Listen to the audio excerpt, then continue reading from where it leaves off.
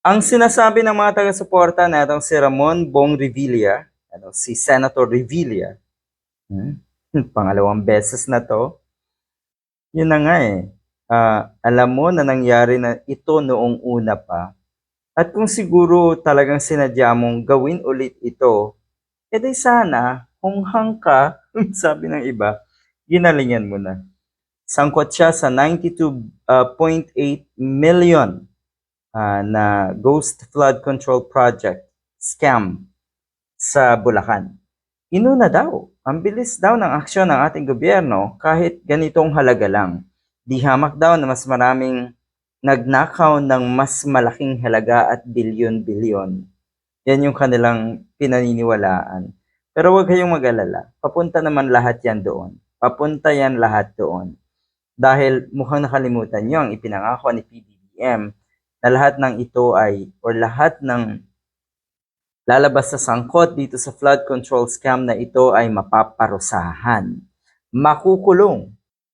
Sadya lamang siguro na napakatibay ng mga ebidensya kaya napabilis ang pag-aresto kay Bong Revilla. Ulitin lang natin na hayaan niyo po mga diehard. Susunod-sunod na yan. At siguro ay gugulatin kayo ng ating gobyerno na ang mga sangkot, ang mga pinakamalalaking sangkot ay mga nasa paligid ni Duterte, ng mga Duterte at baka ang mga Duterte mismo.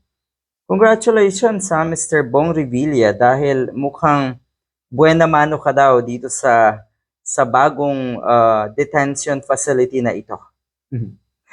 Buena mano. Oh, ayan. Sanay naman siguro kayo sa hirap. Ano ho, Bong Revilla? Sanay naman siguro kayo sa masikip na lugar kasi ang sinasabi dito, 47 square meter lang ang lugar na ito. Siyempre, hindi karangyaan yan at marami ka pang kasama na hindi mo masyadong kakilala. Ito yung mga iba pang dawit nga sa flood control scam. Talagang mahirap ang buhay ng mga katulad nyo. Mahirapan talaga kayo ngayon. Sa sitwasyong ito, mahihirapan kayo. Sana naisip mo na yan noon pa. Sana inisip mo na rin na hindi sa lahat ng pagkakataon ay may liligtas sa'yo or may magsasalo sa'yo, lalo na ngayon.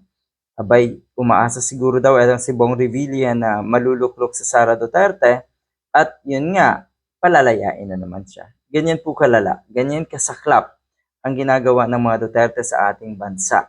Kasi ang iniisip niya ng mga yan, ang pinupunterya lang ng mga yan ay ang politika, ang kapangyarihan.